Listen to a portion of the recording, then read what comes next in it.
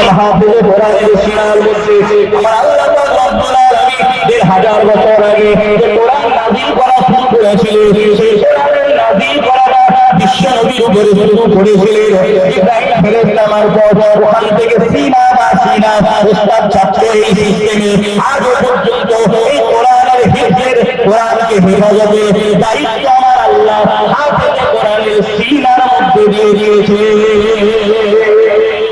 বলবেন না সুবহানাল্লাহ। আল্লাহ পাক লৌহে মাহফুজে হেফাজত করেছে আর হাফেজে কোরআনদের সিনাতে দিয়েছে।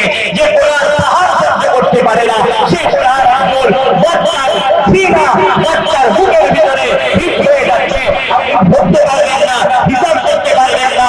এত গুরুত্বপূর্ণ একটা জিনিস যেটা দুনিয়ার কোনো মেমোরি কার্ডে, দুনিয়ার কোনো চিপসে, দুনিয়ার কোনো হার্ড ডিস্কে লোড হচ্ছে না, যেটা মানুষের সিনার মধ্যে মাসুম মাসুম বাচ্চা হবে 12 বছরে, হবে 14 বছরে, তাদের সিনার মধ্যে, তাদের মেমোরির মধ্যে, তাদের আপনার চিপসের মধ্যে আমার আল্লাহ পাক হেফাজত করে দিচ্ছে।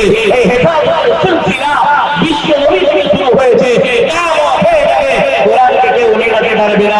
কারণ কোরআনের যারা ভুল ধরার চেষ্টা করেছে তারা পরবর্তীতে নিজেরা নিজেদের ভুল বুঝতে পেরে কোরআনের ছায়াতলে এসে গেছে, ইসলাম কবুল করে নিয়েছে।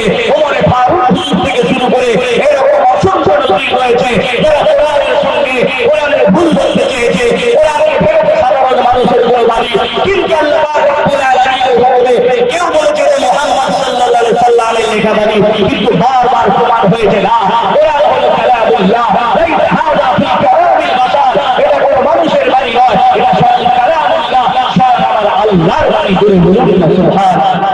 আল্লাহ পাক রব্বুল আলামিন এইভাবে হেফাজতের দায়িত্ব নিয়েছে ভারতবর্ষের